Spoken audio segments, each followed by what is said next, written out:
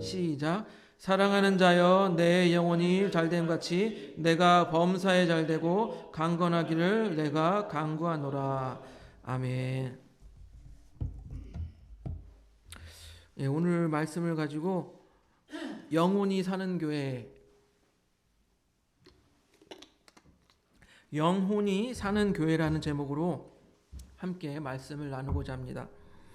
2022년 새해가 되었습니다. 모두들 2021년을 잘 마무리하셨죠? 네, 그리고 2022년을 잘 맞이하셨을 것이라고 생각합니다. 새해가 되면 의뢰의 사람들이 새해 계획을 세웁니다. 어떤 사람들은 살을 빼겠다고 계획하고, 어떤 사람들은 담배를 끊겠다고 계획을 하고, 어떤 사람들은 올해는 꼭 자기 개발을 하겠다고 계획을 세웁니다. 우리 교회도 계획을 세웠습니다. 바로 요한삼서 1장 2절. 사랑하는 자여, 내 영혼이 잘된 같이 내가 범사에 잘되고 강건하기를 내가 간구하노라. 이 말씀을 가지고 영혼이 사는 교회라는 표를 우리가 세워서 교회를 한 해 동안 이끌어 가고자 합니다. 지난 2년간 코로나로 인해서 많은 사람들이 지쳤을 것이라고 생각이 되어집니다. 우리 교회도 그렇습니다. 좀 세울 수도 없을 것 같아요. 회중 예배를 드렸다가 또 온라인 예배를 드려라고 해서 온라인 예배를 드렸다가 회중 예배를 드렸다가 이걸 몇 번을 했는지 모르겠어요. 그러니까 지치죠. 그래서 제가 생각했을 때 이런 예배도 우리가 제대로 안정적으로 드리지 못하는 상황 가운데 지치고 영혼이 많이 힘들겠다. 그래서 올 한 해는 영혼이 살아야겠다.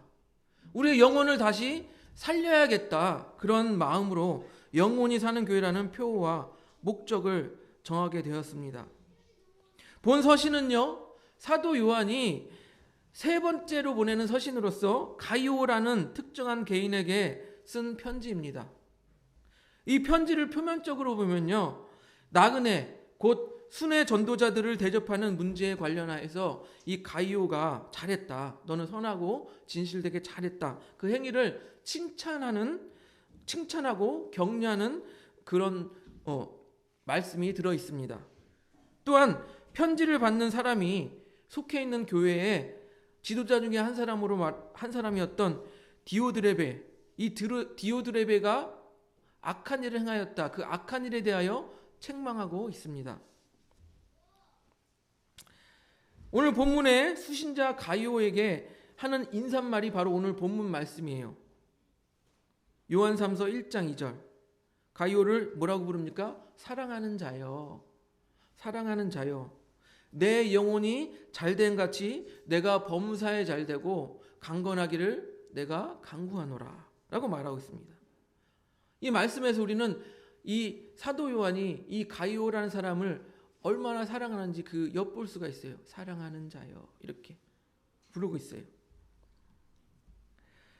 그래서 사도 요한이 이 사랑하는 자에게 축복하는 말씀으로 우리는 많이들 해석해 왔습니다. 그래서 내 영혼이 잘되고 내가 또 범사에 잘되고 내가 또 건강하여라. 그래서 이런 축복을 말합니다. 영혼의 축복, 그 다음에 범사에 잘되는, 그러니까 모든 일이 형통하는 범사에 잘되는 축복, 그 다음에 건강의 축복, 그래서 소위 삼중 축복이라고 불러왔습니다. 이런 해석이 잘못된 것은 아니지만 오해를 불러일으킬 수도 있다는 것이에요.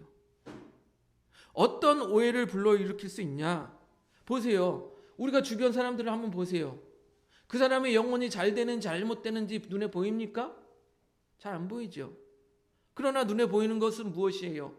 저 사람이 일이, 사업이 잘 되냐, 형통하냐, 안 되냐, 이건 보인다고요. 저 사람의 건강이 건강하냐, 건강하지 않냐, 이건 보인다고요.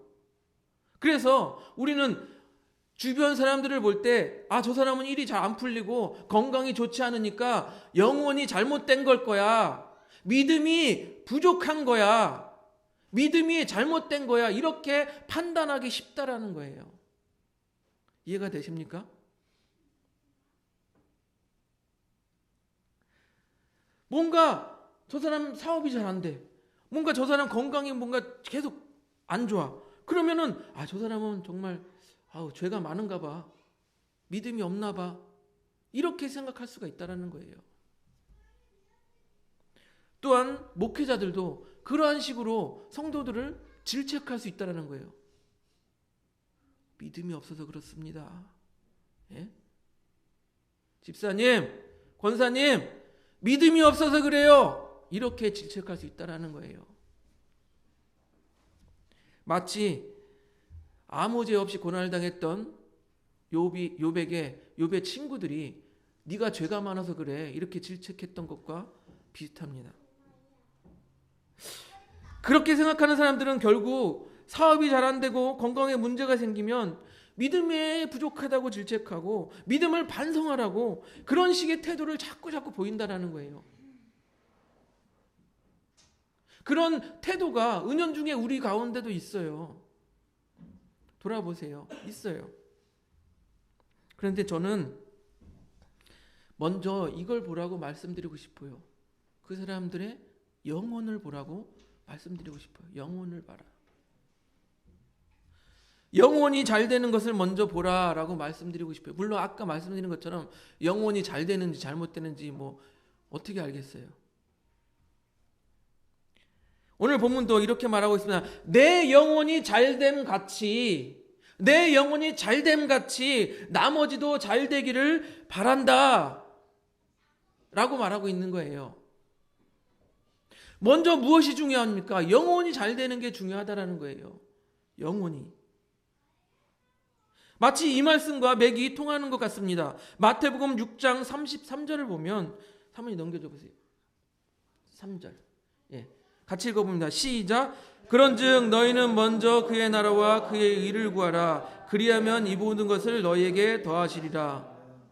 뭐라고 해석될 수 있어요? 네 영혼이 먼저 구원받으면 잘되면 하나님께서 나머지 것을 보너스로 더해줄 것이다 라고 말해주는 것과 맥이 같은 것 같습니다.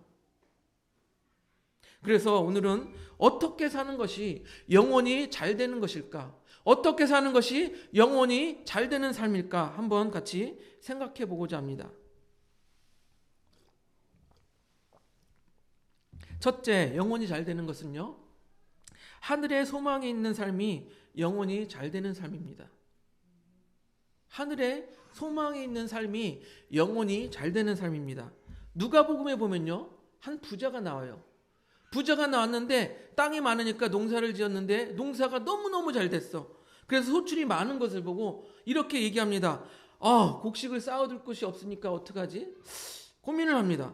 그러다가 이 곡간을, 내 창고 곡간을 허물고 더 크게 곡간을 짓자. 그래서 거기다가 창고에다 내 이번에 소출 많이 한 거 다 집어넣고 그 다음에 날 쓸 물건들도 잔뜩 쌓아놔야 되겠다. 이렇게 생각을 한 거예요. 그리고 자신의 영혼에게 자기가 이렇게 얘기를 해요. 누가복음 12장 19절을 봅니다. 넘겨주세요. 12장 19절 우리 같이 한번 읽어보겠습니다. 시작. 또 내가 내 영혼에게 이르되 영혼아 여러 해 쓸 물건을 많이 쌓아두었니 평안히 쉬고 먹고 마시고 즐거워하자 하리라 하되. 뭐라고 말합니까? 부자가 내가 곳간에 재산을 많이 쌓아뒀으니까 이제 내 영혼이 잘 되고 평안할 것이라고 생각한 거예요. 하지만 예수님께서는 뭐라고 말씀하십니까? 누가복음 12장 20절 넘겨주세요. 같이 읽어보겠습니다. 시작. 하나님은 이르시되 어리석은 자여 오늘 밤에 내 영혼을 도로 찾으리니 그러면 내 준비한 것이 누구의 것이 되겠느냐 하셨으니. 이럴 때 우리가 흔히 사용하는 말 있죠. 죽석해줬어.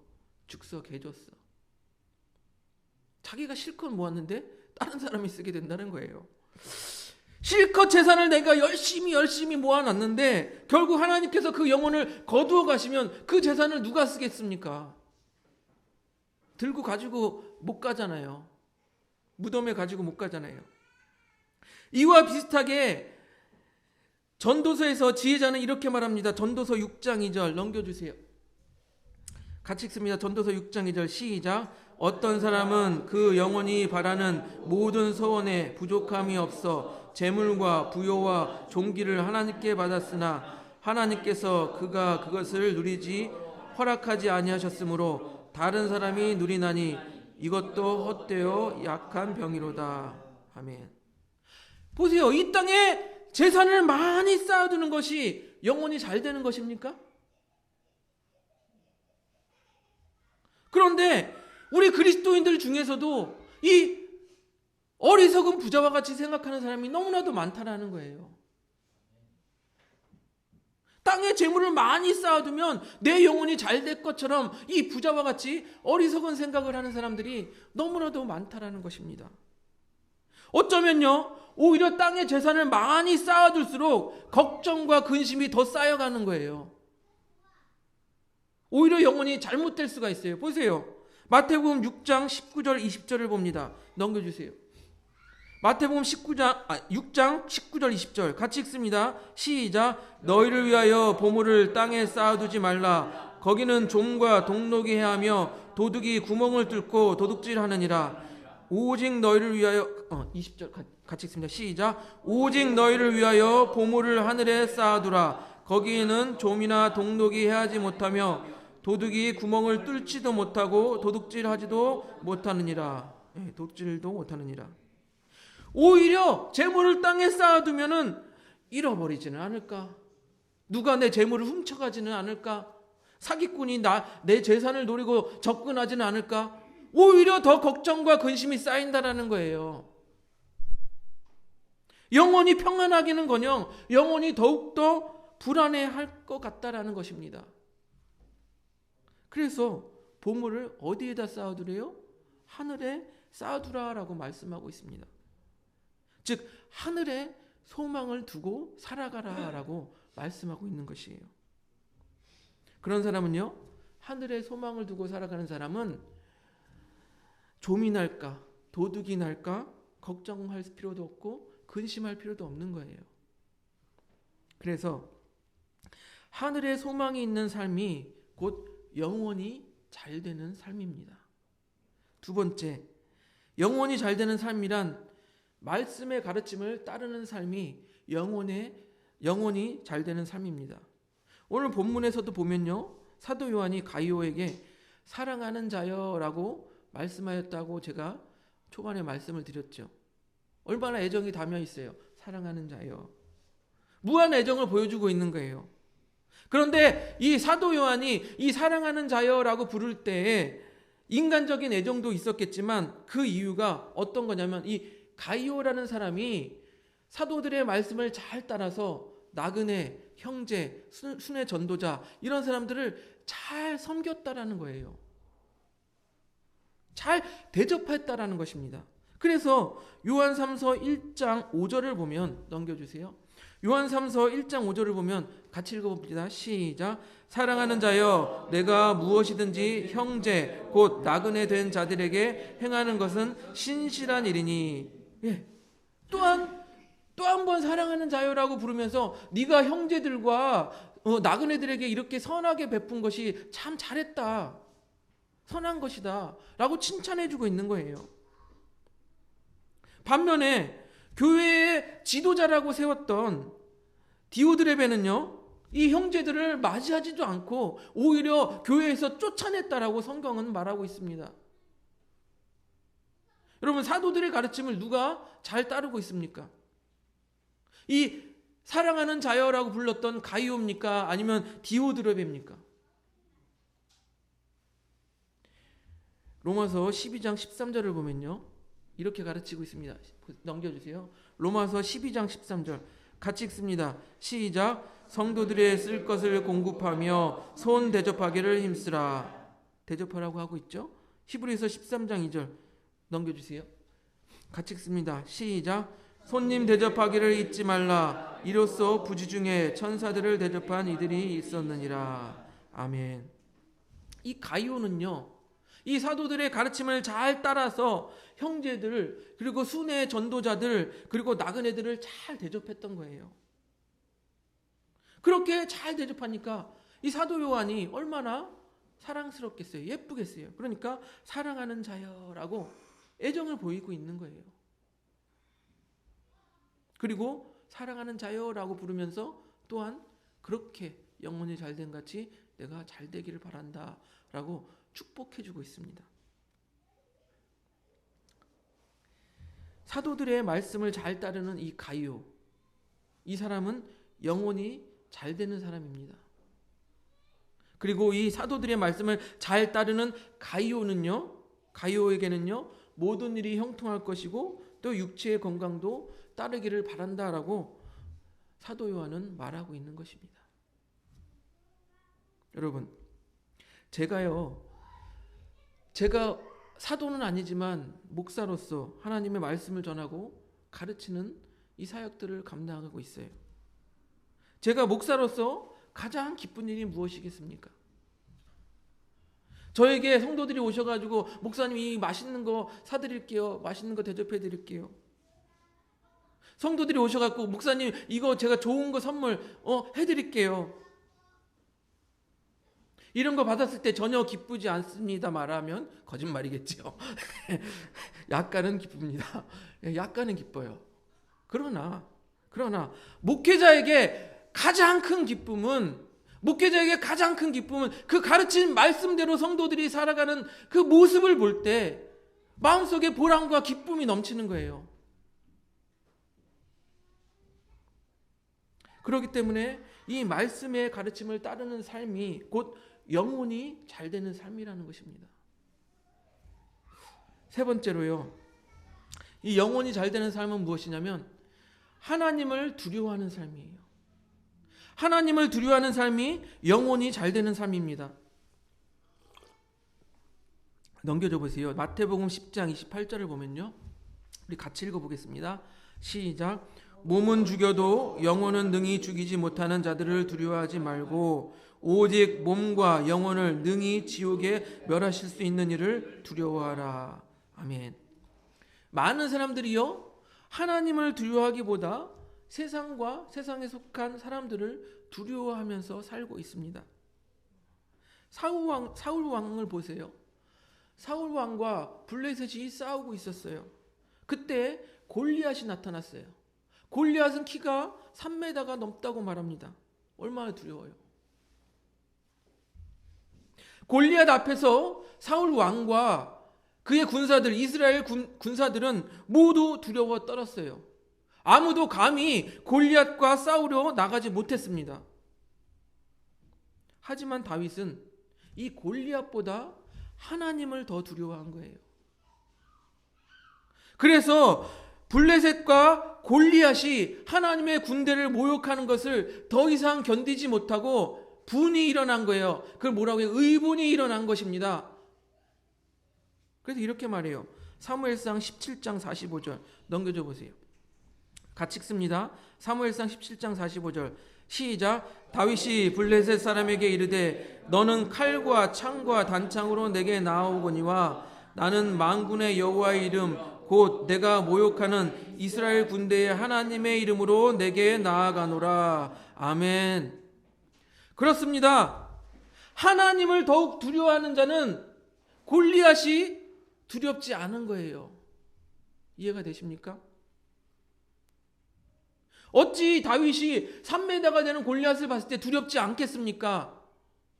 그런데 그 골리앗 앞에 당당히 나가서 싸울 수 있는 것은 이 골리앗이 두려운 것보다 하나님의 두려움이 더욱 큰 거예요. 이해가 되세요? 골리앗의 크기보다 하나님을 두려워하는 마음이 훨씬 더 크기 때문에 골리앗 따위는 두렵지 않은 것이에요. 이해가 되십니까? 또 이 세상을 두렵지 않게 생각했던 우리 신앙의 선배들은 이렇게 믿음을 지켜왔던 거예요. 히브리서 11장 37절 38절 보겠습니다. 넘겨주세요. 히브리서 11장 37절 38절 같이 읽습니다. 시작. 돌로 치는 것과 톱으로 켜는 것과 시험과 칼로 죽임을 당하고 양과 염소의 가죽을 입고 유리하여 궁핍과 학난과 학대를 받았으니 이런 사람은 세상이 감당하지 못하느니라. 그들이 광야와 산과 동굴과 토굴에 유리하였느니라. 아멘. 우리 신앙의 선배들은요, 도구로 살을 켜도, 핍박을 받아도, 숨어서 토굴과 이런데 동굴에 숨어서 지내도 하나님을 더 두려워하기 때문에 이 세상에서 자기들을 핍박하는 사람들을 두려워하지 않았던 거예요. 왜 그렇습니까? 우리 신앙의 선배들이 왜 그랬어요? 바로 육체를 죽이는 이 세상 사람들보다, 육체를 죽이는 이 세상의 악한 존재들보다 영혼을 지옥에 멸할 수 있는 하나님이 더욱 두려웠기 때문이에요. 이해가 되세요?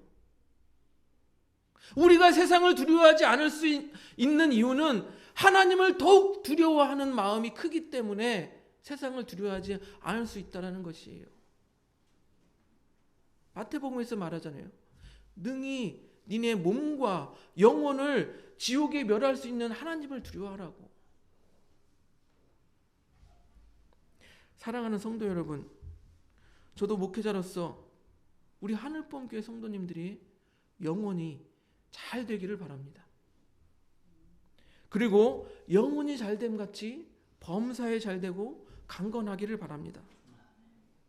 그렇기 때문에 올 한 해 우리가 이 목적을 가지고 나아가는 거예요. 영혼이 잘 되는 교회, 영혼이 사는 교회. 그렇게 영혼이 잘 되기 위해서 제가 무엇을 말씀드렸습니까?